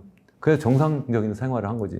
지금은 그게 아니라 우리나라가 지금 너무 늙어가지고 인간이 그것도 너무 빠르게 늙어가고 있고 그것도 그냥 계속 그 상태가 아니라 거기다 뭐 당뇨병 거기에다 고혈압 고콜레스테롤 거기다 운동도 안 하고 술 먹고 담배 먹고 이렇게 지금 하고 있는 거예요. 그러니까 그 당시와 지금과 전혀 다른 형태라는 거예요. 그러면 지금은 이제 안 터졌으니까 그래도 좀 괜찮은 거 아니냐. 터질 수도 있다는 거예요. 그 당시엔 기업 부채가 문제라고 제가 말씀드렸죠. 그것도 단기 부채. 지금은 뭐가 문제냐? 지금은 가계 부채. 가계 부채가 지금 높아도 너무 높다. OECD 기준으로 보면 지금 100%가 훨씬 넘는다. 한국은행이 지난해 2024년이죠. 6월까지만 해도 100% 넘는다고 했다가 그걸 계산하는 방식을 바꿔가지고 90% 초반이라고 하는데 뭐 어찌 됐든 간에 뭐 일부러 뭐 그걸 갖다 거짓말 하려고는 하지 않았겠죠. 근데 그거 말고 우리나라는 전세 보증금이라는 게 있어요. 전세 보증금도 이게 엄청난 사실은 부채예요. 4인간의 부채라고요. 이 부채까지 넣으면 우리나라 같은 경우는 136%예요. GDP 대비로. 그럼 OECD 국가 중에 단연코 1등이에요. 정말 위험한 상태까지 계속 가고 있는데 앞으로 지금도 계속 늘어나고 있고 지난달도 5조 더 늘어났고요. 이번 달은 한 6조 이상 늘어날 거라고 보고 있어요. 서울 집값이 계속 올라가니까. 이걸 계속 갈 수가 있겠냐는 거예요. 이러다 폭 쓰러질 수도 있어요. 그러면 젊었을 때 쓰러졌을 때는 내가 일어났는데 늙어서 쓰러지면 어떻게 일어나겠어요? 이제 가는 거지. 이제 그렇게 되는 상황이 될 수도 있다. 그러면 이제 결국 이게 무슨 꼴이냐. 일본에 잃어버린 30년의 길과 비슷한 길인데 일본보다 더 길고 험한 길일 거다. 제가 계속 그렇게 말씀을 드려요. 일본은 그 당시에 전 세계에서 가장 늙은 나라는 늙은 나라였어요. 근데 65세 이상 인구가 12%밖에 안 됐어요. 우리나라 20%예요. 가계부채가 그 당시에 일본은 GDP 대비 68%였어요. OECD 국가 중에 제일 높았어요. 근데 그 뒤에도 이제 일본은 계속 이제 인구 고령화 제일 빠르게 진행된 거죠. 그래봤자 지금 우리나라가 인구 고령화 진행되는 속도와 비교하면 게임도 안 돼요. 계속 1.2명 수준을 유지했으니까. 우리나라는 지금 0.7명대라고 말씀드렸잖아요. 그러니까 비교도 안 돼요. 지금 우리나라니까 일본보다 훨씬 더 어려운 상황이다. 그러니까 이게 그냥 위기가 아니라 IMF 위기도 아니고 일본의 잃어버린 30년 길의 위기도 아닌데 비슷하다면 비슷하고 그보다 훨씬 더 심한 위기다. 그래서 제가 위기는 위기인데 절대 위기다. 제 책 제목도 그래서 절대 위기 주식회사 대한민국 계속해서 말씀드리는 거예요. 이게 괜히 하는 말씀이 아니에요. 이것을 우리가 정말 인정하지 않으면 그러면 더 큰 위기다. 그렇게 여러분 생각하지 않으세요? 위기라고 인정하지 않으면 더 큰 위기다. 내가 지금 아픈데 계속 환자가 지금 그래도 좋은 의사를 만났어요. 좋은 병원에 갔어요. 그래서 지금 보니까 지금 당뇨병에다 고혈압에다 콜레스테롤에다 거기다 술 먹고 담배 먹고 지금 큰일 났네요. 앞으로 쓰러져서 돌아가실 것 같아요. 근데 본인이 인정을 안 해요. 그게 퇴원해버려요? 저 돌팔이 의사라고. 제가 이상한 겁니까? 잠깐 누워 계세요. 그냥 몰핀 주사 하나 맞고 하세요. 그 사람이 돌팔이 의사입니까? 한번 생각을 해보세요. 여러분이, 그러니까 한국 경제를 어렵게 생각하지 마시고 몸이 사람이라고 생각해요. 사람이라고. 그럼 너무 쉽게 이해가 되지 않나요?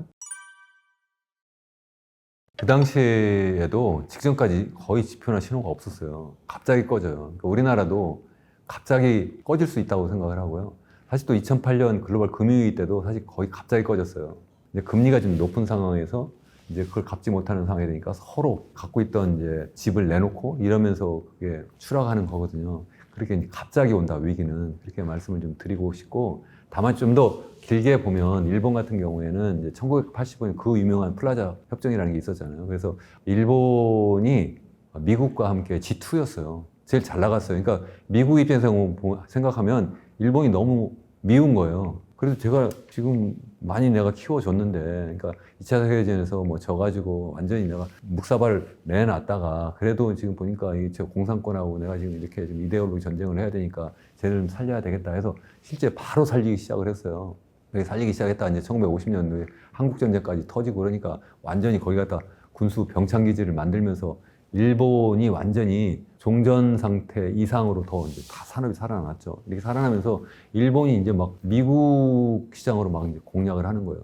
가전제품 막 들어가고 거기서 자동차 막 들어가니까 미국이 막 그 제재를 하기 시작을 했고요. 그래서 80년대 초에 아예 뭐 수출 자율 규제라고 해가지고 뭐 자동차 수출을 막 자율적으로 규제하라. 말로 자율이지만 일본 너 이게 수출 요만큼씩만 해. 그 이상 하면 안 돼. 이렇게 이제 막 겁박도 하고 그러더니 그것도 안 되니까 85년에 너 잠깐 좀 와봐. 그래가지고 플라자 협정해가지고 그때 독일도 좀 약간 흑자를 많이 했는데 독일하고 그리고 뭐 영국하고 그때 5개 나라를 불러가지고 그 플라자 협정. 그 당시에 플라자 호텔이 트럼프 대통령 소유였는데 거기서 모여가지고 어쨌든 일본의 엔화 가치를 한 1년여 동안에 2배로 높여버렸어요. 그러니까 일본의 기업들이 수출을 못하게 되고 그러니까 일본 기업들이 다 동남아로 도망가게 된 거예요. 거기서 생산하면 환율 문제가 없으니까. 그러다 보니까 이제 일본 정부는 경기가 죽어지니까 그걸 살리기 위해서 재정 지출을 많이 늘리고 지금 우리나라가 지금 하고 있는 것처럼 거기다 이제 중앙은행이 또 금리를 막 낮추고 우리나라가 마치 하고 있는 것처럼 그러다가 이제 막 주식 가격이 막 튀어 오르고 거기다가 이제 부동 가격이 막 엄청나게 막 올라간 거예요. 그게 막 짧은 기간 동안 막 2~3배 다 올라가 버렸어요. 그러니까 올라가 버리니까 너무 많이 올라가네 해서 1989년 6월부터 제 기억에는 일본 중앙은행이 금리를 막 급히 막 올리기 시작을 해요. 그러다가 이제 얘가 이제 90년 초에 주식시장이 꺼지기 시작했고 그래도 부동산법으로 안 꺼졌어요. 주식시장 먼저 꺼져요. 그러니까 뭐 부동산 가격은 앞으로 안 꺼지겠다 이렇게 했는데 1년 뒤부터 꺼져요. 희한하게.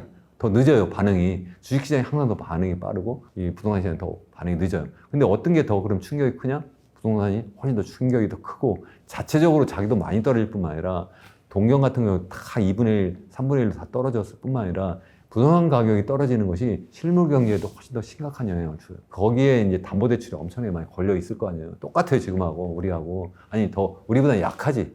우리나라가 더 심각하다고 계속 말씀드렸고. 그러다 보니까 이 돈을 빌렸던 그 금융기관들이 다 같이 무너지고, 그러니까 또 신규 대출도 못하고, 그러니까 기업들도 돈이 부족하고, 이렇게 되면서 경제가 계속 무너지게 됐고, 그러니까 이제 정부가 적극적으로 이제 돈을 풀기 시작했고, 또 일본 은행들 금리를 막 낮추기 시작했는데, 백약이 무효가 된 거예요, 이제.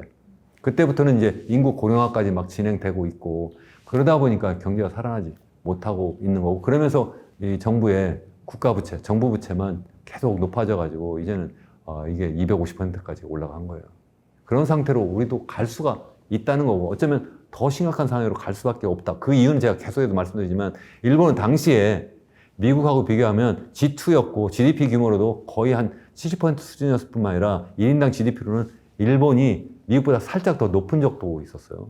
그 정도는 높고 그 이야기는 당시에 일본 기업의 경쟁력이 미국하고 거의 막상 막하했다는 거고 그 일본의 경쟁력이 아직도 다 살아있는 거예요. 우리나라가 그래요? 우리나라는 미국에 비해서 GDP로 보면 15분의 1밖에 안 돼요. 거기에다 1인당 국민소득도 2.5분의 1? 2분의 1도 안 돼요. 어떻게 비교가 됩니까, 우리가? 근데 늙어가는 그 속도, 아니면 늙어가는 정도가 당시 일본은 65세 이상 인구 비중이 12%라고 말씀드렸잖아요. 우리는 20%고 속도가 우리나라가 지금 훨씬 더 빠르다. 당시 일본은 합계 출산율이 1.2명이 훨씬 넘었어요. 그 뒤에도 1.2명 밑으로 거의 떨어지지 않았어요. 우리는 지금 0.7명대라니까요. 그러니까 우리나라는 지금 심각해도 엄청나게 심각한데, 다만 지금 아직까지 안 꺼진 이유는 정부가, 정치인들이 부동산에 진심이에요. 어떤 정부든 막론하고 그냥 부동산을 어떻게든 살려야지. 그러면 결국 건설 경기 사니까 내 재임 기간, 내 임기 동안은 적어도 경기가 죽지 않으니까 내가 잘한 것처럼 보이잖아요. 이렇게 계속 가고 있으니까 결국은 우리나라를 장기적으로 보면 지속 가능하지 않게, 점잖은 말로, 전문가 용어로 더 나쁘게 얘기하면 정말 우리나라 경제를 정말 망가뜨리고 있는 주범이 되는 거죠. 그러면 제가 볼 때는 IMF 위기 때 당한 것보다 더 심각하겠죠. IMF 때도 뭐 부동산 가격도 뭐 당시에 뭐 절반까지는 아니지만 한 30-40% 이상 급감했어요. 그러다가 이제 바로 회복했어요, 거의.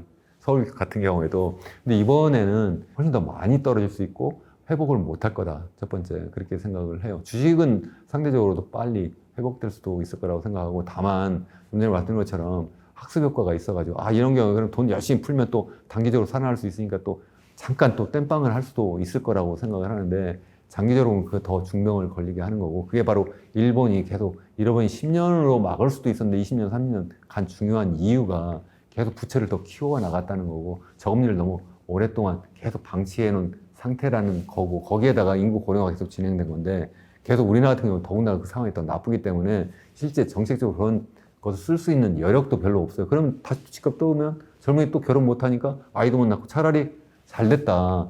제 채널에 보면 그렇게 쓰시는 분들 많이 계세요. 차라리 이번 기회에 한번 좀 크게 망가져야지만, 그래야지만 집값도 좀 안정화되고, 그럼 젊은이들이 그러면 다시 일어날 수 있지 않겠냐는 거예요. 다시.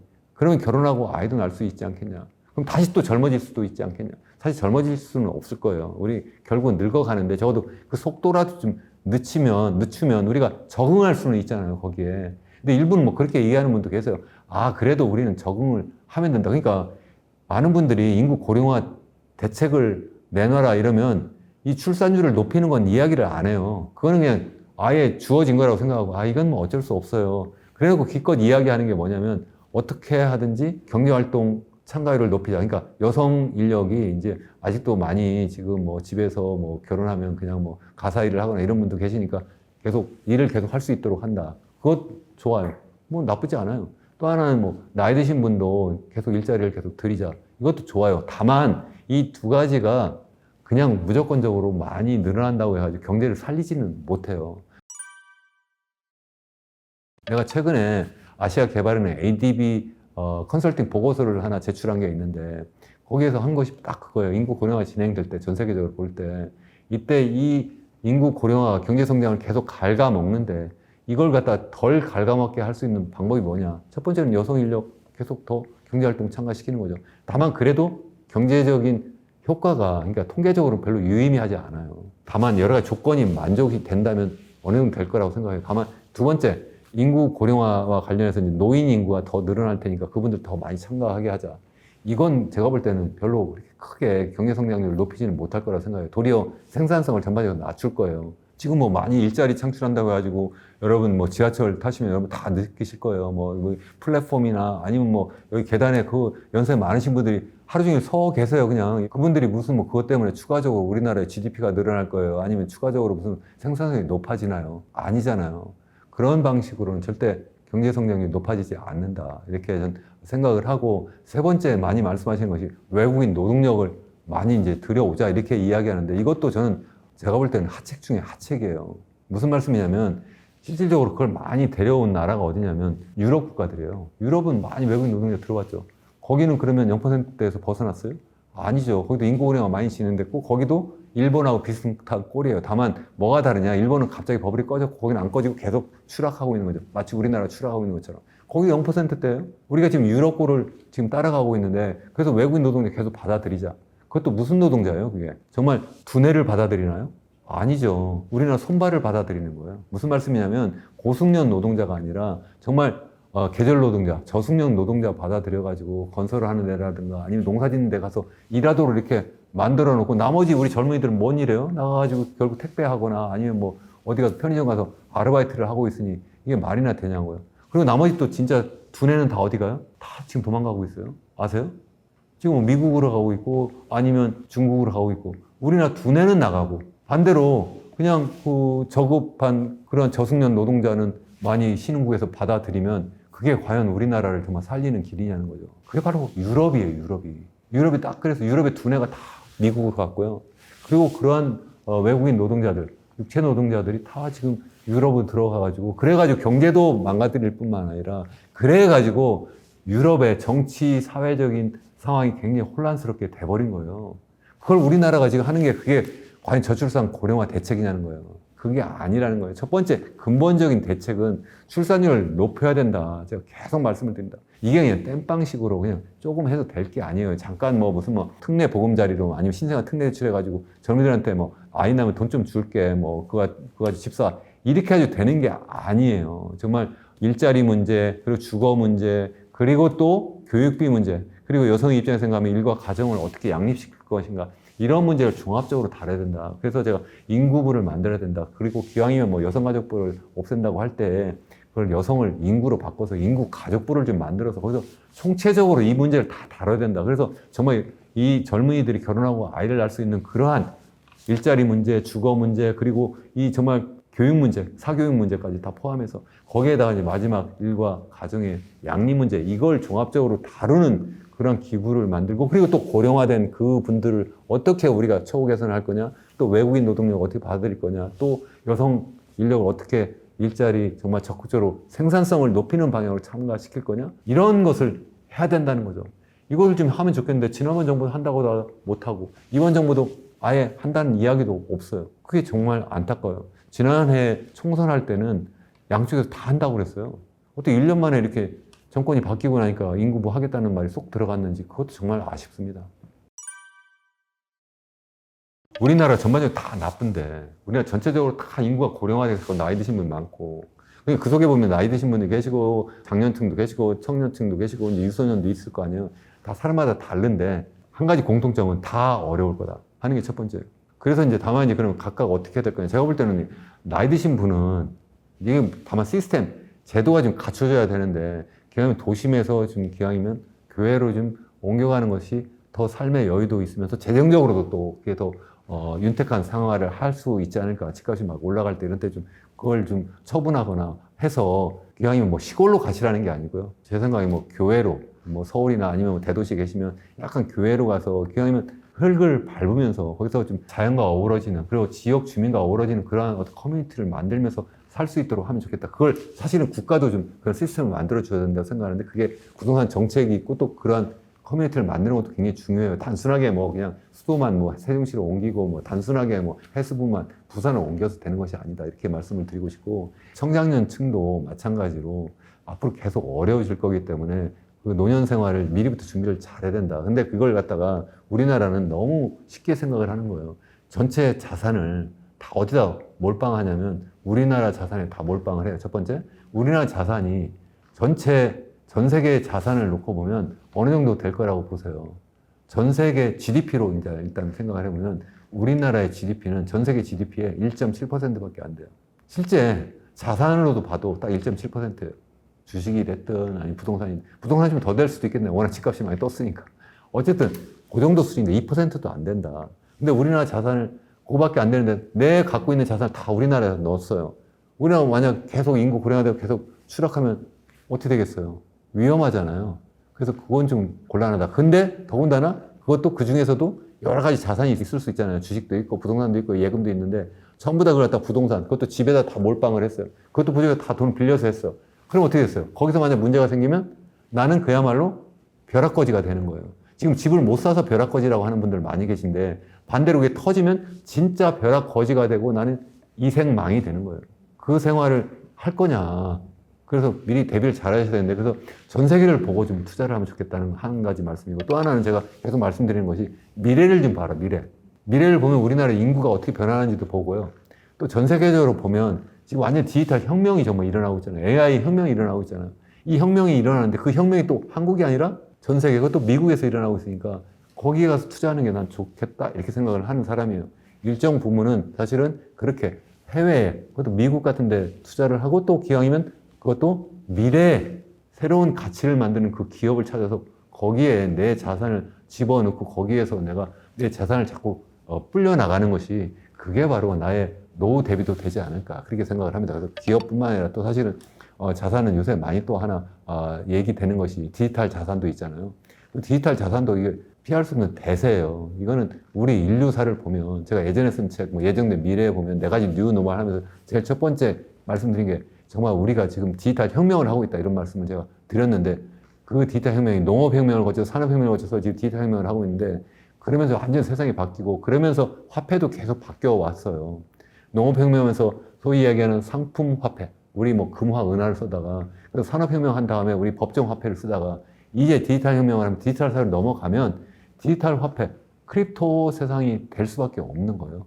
법정 화폐도 물론 일정 기간 계속 같이 가겠죠. 같이 가지만 새로운 그러한 세상이 열리기 때문에 그쪽으로 좀 관심 가지고 공부도 좀 하시고 그쪽으로 또 일정 부분 또 자기 자산을 좀 이렇게 배분하는 것도 좋지 않을까 이렇게 생각합니다.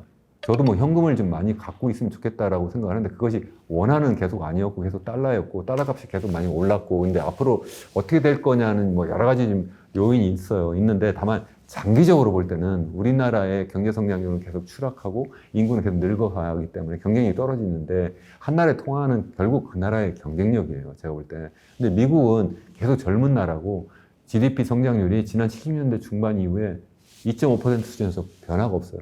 그러니까 실제 그래서 우리나라의 대미달러 환율은 계속해서 높아졌어요. 높아졌다는 것은 우리나라 원화 가치가 계속해서 추락했다는 거예요. 우리 그 1990년대 중반, 후반 IMF 외환위기 겪을 때 97년 초만 해도 1달러당 한 830원 정도 했어요. 그랬는데 그게 2000원대까지 막 갔다가 잠깐 떨어졌다가 다시 그 뒤에 계속 지속적으로 올라왔거든요. 그러다가 지금 1,400원대 후반 갔다가 최근에 이제 1,300원대까지 내려왔는데 이건 내가 볼 때는 우리나라나 아니면 미국하고의 어떤 단순한 상대적 경제 체력의 문제가 아니라 지금 뭐 관세 문제라든가 그래서 또 실제 미국이 우리나라에 그리고 또 신흥국의 여러 가지 이제 통화 절상 압력이라든가 여러 가지가 이제 복합적으로 작용해서 그렇긴 한데 이게 양쪽으로 다 가능성이 있어요. 그래서 적어도 근데 이제 시장 원리로만 본다면 우리나라 원화 가치는 달러에 비해서 높아질 공산이 거의 없다 이렇게 보기 때문에 상대적으로 이렇게 달러 자산을 많이 가지고 있으면 좋겠다. 현금이라고 하는 것이 단순하게 우리나라 원화는 아니다 이런 말씀이고 또 뿐만 아니라 달러라고 해도 마치 워렌 버핏이 뭐 현금을 많이 갖고 있다고 했을 때 진짜 달러를 갖고 있었나요? 아니죠. 단기 국채를 갖고 있었죠. 그런 채권을 갖고 있는 것도 굉장히 좋지 않을까 이렇게 생각을 합니다. 이런 때일수록 각자 도생한다는 심정을 갖고 있을 수밖에 없는 것 같아요. 무조건 누가 나를 어떻게 해주겠지. 정부가 바뀌었으니까 정말 살기 좋은 패러다이스를 만들고 그러니까 나는 이제 앞으로 삶이 좋아질 거야. 그렇게 될 가능성은 거의 없다고 전 정말 생각을 해요. 그건 뭐 어떤 정권이 들어오든 마찬가지라고 생각을 해요. 그 이유가 제가 계속해서 말씀드렸어요. 우리나라 빠르게 인구 고령화가 되고 있고 거기다 계속해서 지금 부동산 몰빵하고 있고 계속 여러 가지 문제가 있습니다. 이렇게 말씀을 드렸는데 그렇기 때문에 여러분 스스로 실력을 키우고 그래서 이러한 채널도 굉장히 중요하고 또 그래서 여러분 스스로 책도 좀 사보시고 그러면서 좀 대비를 좀 하시면 좋지 않을까 이런 생각합니다. 뭐 외람된 말씀이지만 제 책 정말 보시면 전 세계가 어떻게 돌아가고 있고 우리나라 현재 어떤 상황이고 그래서 또 어떻게 해야 되는지 그래서 개인은 또 어떻게 해야 되는지 이런 말씀도 많이 드리고 있는데 그것도 좀 한번 봐주시면 많은 도움이 될 거라고 저는 감히 말씀드립니다. 이상입니다.